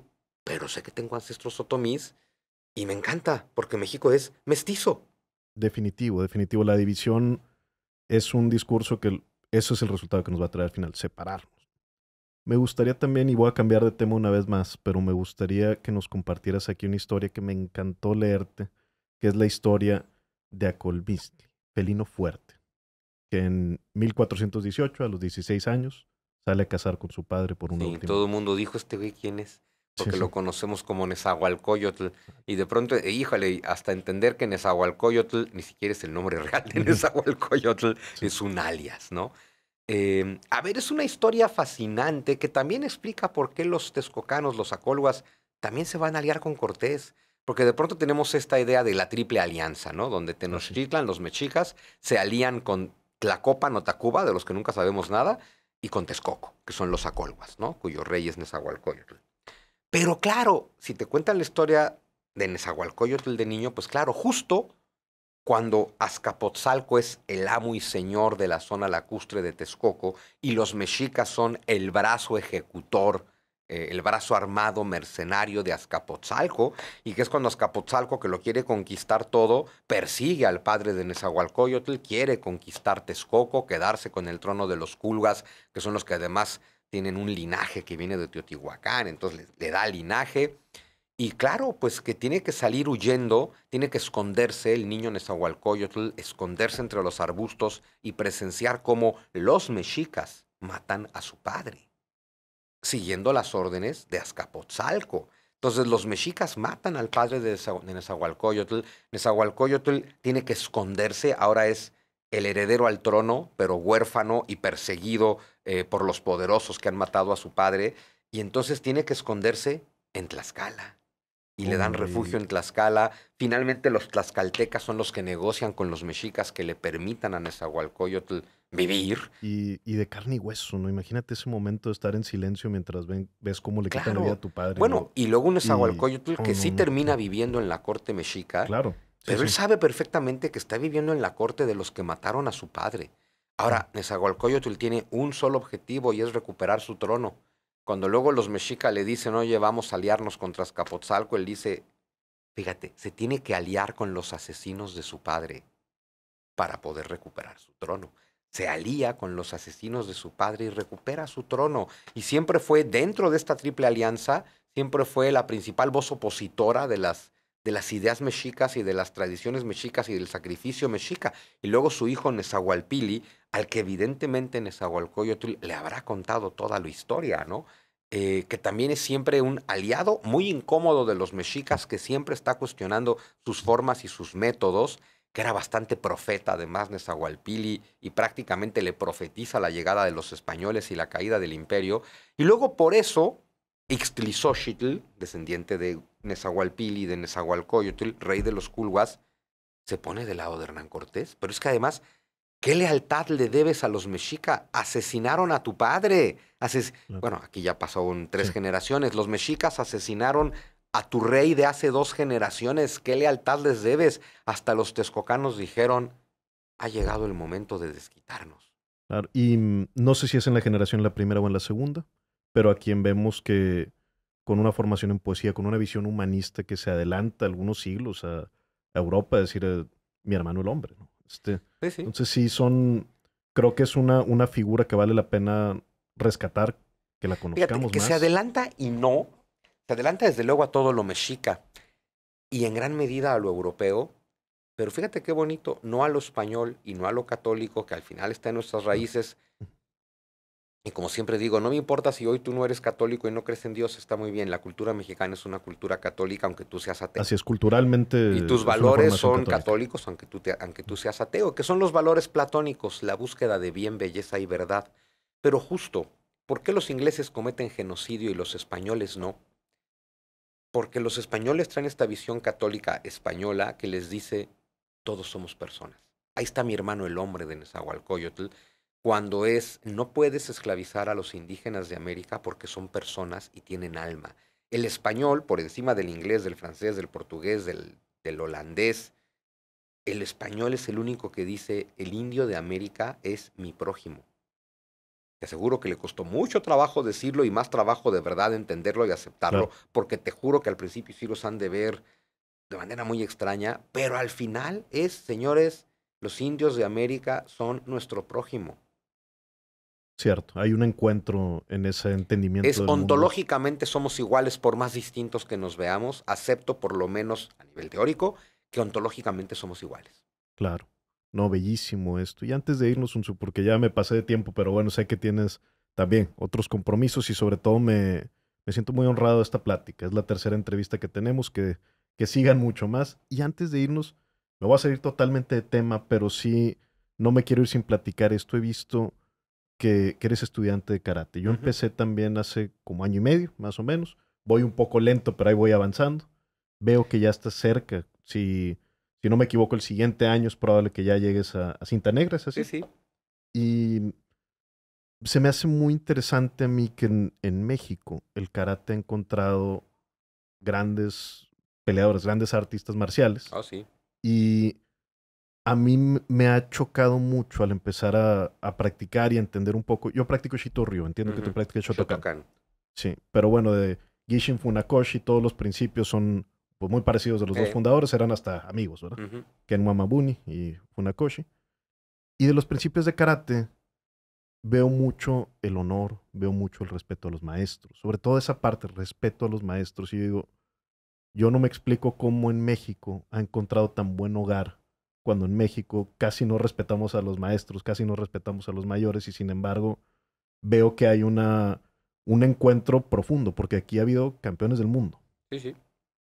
Bueno, es que creo que pega el karate. En México pega mucho el karate, pero también el taekwondo, pero también el kung Sí, fu. Sí, pareciera que tal vez queremos un poquito de orden y de disciplina, o tal vez sabemos muchos tipos de mexicanos, ¿no? claro, A nosotros que nos encanta pensar que somos libres y que inventamos madres y tronamos cohetes en honor a la libertad, pues siempre digo, no eres libre si no eres dueño de ti mismo.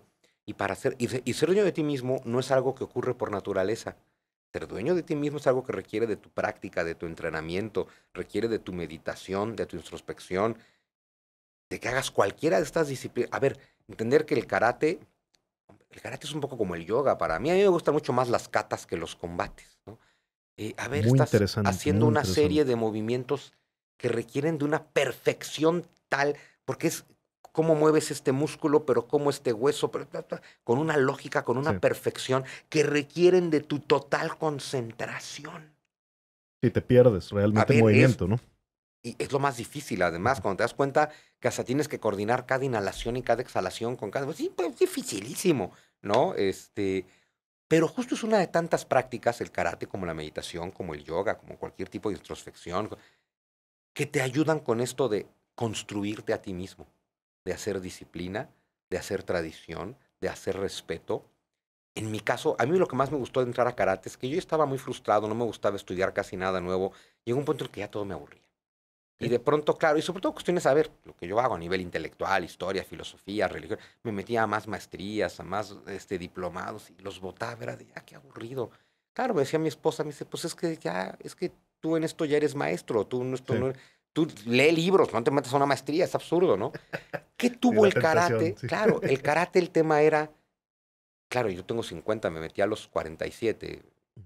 Puede decir, yo de esta cosa no sé nada. No mames, nada, nada, nada. Entonces le estás dando a tu mente, de esto no sé nada. ¿Qué quiere decir? Que tengo que aceptar absolutamente todo lo que me digan porque en serio no sé nada. Y mi mente, pues como soy maestro y siempre he sido maestro y soy experto, ¿verdad?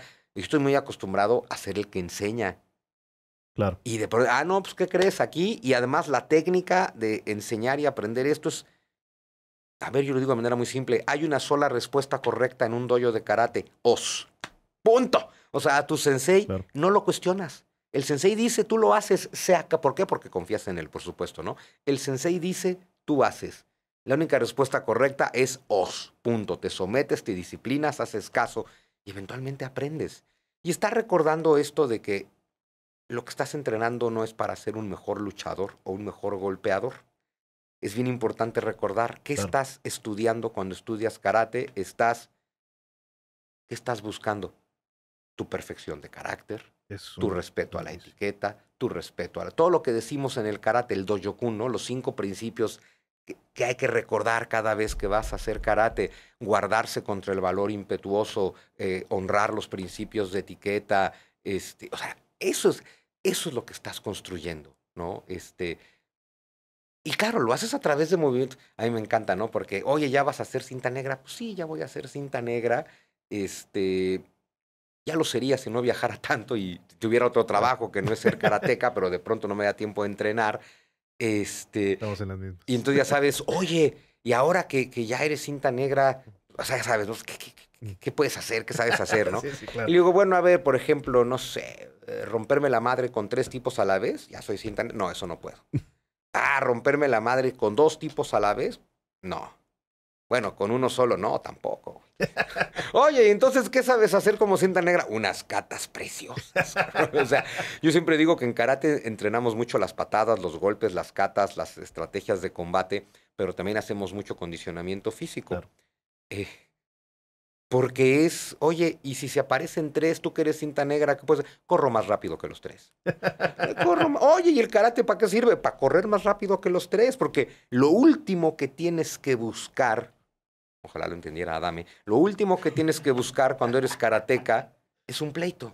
Claro, lo Justo dice es, Funakoshi. no te pelees, cabrón. O Debes de sea, poder vivir 90 años de vida sin pelearte ni una sola vez. nunca te peleas, Por eso no hay punto. primer golpe, ¿no? En el karate, que es Bueno, parte por de los eso me encanta, principios. ¿no? Y la gente que no sabe karate, decirle, ¿no? Las katas, que son movimientos preestablecidos, Mm. combates imaginarios, 27 katas en total en karate Shotokan.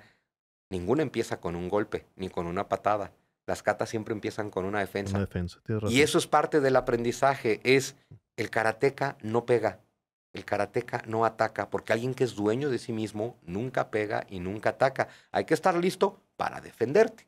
Si alguien te ataca, te defiendes, no lo atacas, te defiendes. Te vuelve a atacar, te defiendes otra vez. Se empeña en atacarte, te vas. No Claro, tienes la necesidad de, oye, pero te mentó a la madre, te ofendió, te dijo, pues sí, y no lo voy a dejar penetrar en mis emociones. así es. Oye, te lanza un golpe, te defiendes. Te lanza otro, te vas. Corres más rápido. Oye, entonces eres un cobarde. Sí. Sí, sí, si así nos quedamos contentos. O sea, si con eso, Claro, sí. sí. Tengo la valentía de salir corriendo porque no quiero pelear. Sí, me ha gustado mucho y he estado leyendo también el último año. Me gustó mucho la biografía de Funakoshi. Es una Ujú, gran historia que tiene él, por cierto, maestro, claro, y quien lleva de Okinawa a Japón, ¿verdad? Mainland ujú. ya como parte de formación, ¿verdad? Por eso vemos esta adaptación que él hizo el Shotokan, que es una maravilla, donde dice, bueno, le quito los aventones tipo judo, pero lo que gano es que con un maestro puedo enseñarle a 300 niños, y sí les estoy enseñando katas, pero les estoy enseñando sobre rey, sobre carácter, sobre coraje, sobre ser una buena persona. Sí, a ver, entender que de hecho en karate nunca estás aprendiendo a pelear. Usas movimientos de combate, usas movimientos de samuráis. Esos son solo las herramientas para que tú hagas meditación en movimiento. No estás aprendiendo a pelear, estás aprendiendo, bueno, sí, estás aprendiendo a pelear contra ti mismo y ganar. que es la batalla que nunca ganamos, ¿no? Eso es lo que, a ver, yo llevaba 15 años antes haciendo yoga, que se trata de lo mismo.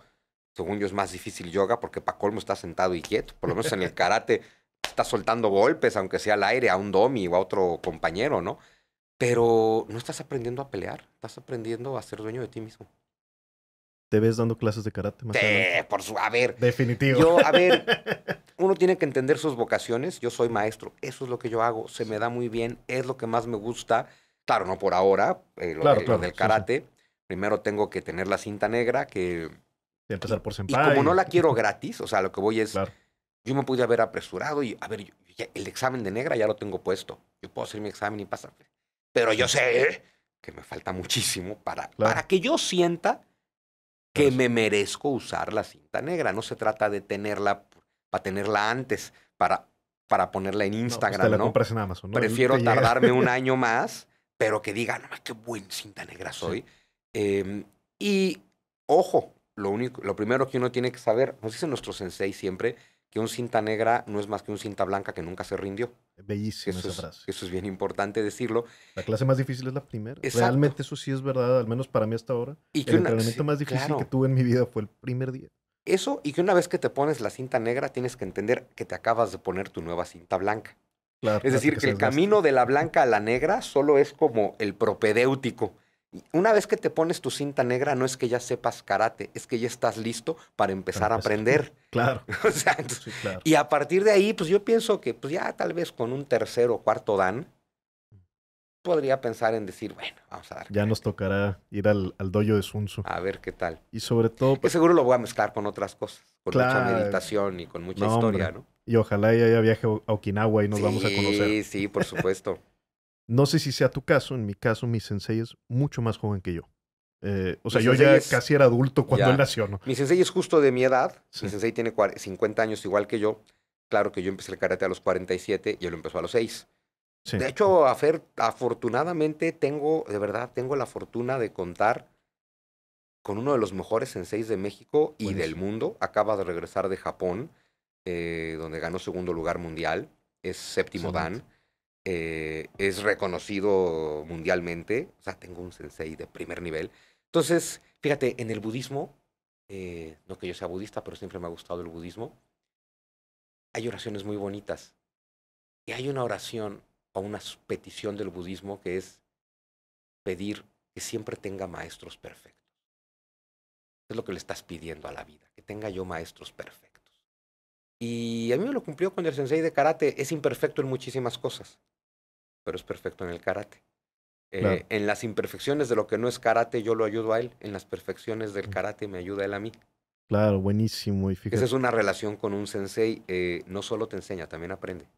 Claro, definitivo. Y me gusta mucho, para complementar la idea y halagarte en este sentido, que siempre dicen que el alumno que logra encontrar un buen maestro, generalmente es un alumno que encuentra muchos buenos maestros. Es decir... Ah, sí, por supuesto. Porque pones tu parte. Bueno, a ver, yo por ejemplo, yo no había encontrado ya ningún buen maestro en temas intelectuales, filosóficos, históricos, porque tal vez yo no tenía la disposición. Porque sí, a ver, y entraba yo en una nueva maestría de algo histórico. Eso no es cierto. Claro. Entrar a algo de lo que no sabía nada te dota de algo que es fundamental para aprender, que es la humildad. De decir, cabrón, en serio aquí no sé nada, en serio aquí me tengo que callar, en serio aquí no tengo nada que decir, en serio aquí no tengo nada que opinar, porque no manches, no sé nada.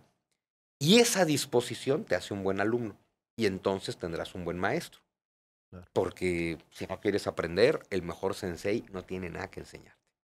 Más que de acuerdo. Conectándolo con cómo somos los mexicanos, con cómo vemos a los maestros, ¿cómo ves tú esta parte nuestra? Y sobre todo, no sé si ya te llegó, pero yo ya te vi ahí hasta propuesto para secretario de Educación. No sé si ya te tocó ver el post. Ya me lo han dicho mucho, ya me han comentado. Sí, Ricardo para presidente y tú para secretario de Educación. Y siempre digo que no me interesa, pero bueno, ya cuando me lo preguntan más en serio y si de verdad, oye, pues, suponiendo que se lograra sacar a esta gente del poder y tratar de hacer algo por México, digo, no, ni así. Pero me encantaría ser secretario de Cultura. Okay. ¿Por qué de cultura y no de educación? Porque el último objetivo de la Secretaría de Educación en México es educar al pueblo. Cierto. Tú como secretario de Educación, tu principal trabajo es lidiar con sindicatos mafiosos y con sus matones. a los que les vale madre la educación de los niños de México. No, yo diría, dame la Secretaría de Cultura y déjame exceder mis funciones. Ok. Para poder educar desde Ese la sería Secretaría el- de Cultura sin Sí. sindicato de maestros. No, buenísimo, buenísimo. ¿Qué sería la primera acción en esta hipotético, ¿verdad? Donde, ¿qué dirías? Esta es la historia que más nos hace falta sanar, por llamarle así. A ver, no, hay que meternos durísimo a la conquista, hay que Mm. sanar nuestras raíces. México no sabe lo que es, no sabemos qué cosa es un mexicano ni qué cosa es México, estamos confundidos, nuestra historia es de conflicto absoluto, nuestras raíces rompiéndose la madre todo el tiempo. Es fundamental sanar esa parte de la historia. Y luego, por supuesto, enseñar a los niños a pensar, que es justo lo que se trata que no hagan hoy en día, Claro, pero hay que enseñarles a pensar. claro. Que no gane la ideología, sino las ideas. Exacto.